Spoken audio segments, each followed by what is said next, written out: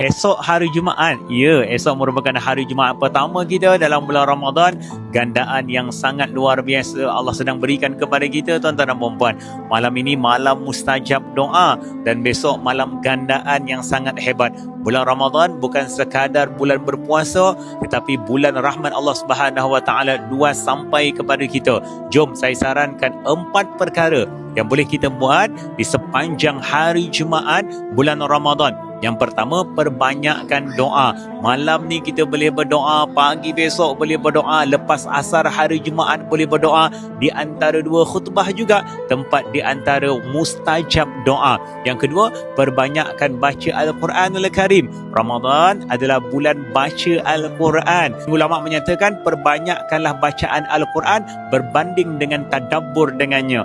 Yang ketiga, perbanyakkan bersedekah. Walaupun hanya dengan RM1. Kalaulah bulan biasa kita bersedekah dapat pahala, Allah sembuhkan, Allah kayakan, Allah permudahkan.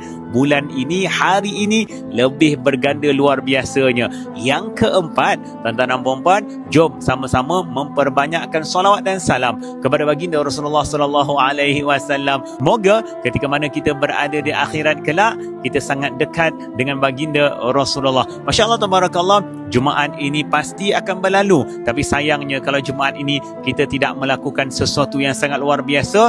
Ramai di antara mereka bercita-cita nak masuk ke dalam bulan Ramadan, tapi Allah tidak mengizinkan. Kita dahlah dapat masuk bulan Ramadan, dapat pula bertemu dengan Jumaat Ramadan yang sangat luar biasa. Moga Allah mudahkan segala urusan. Alhamdulillah.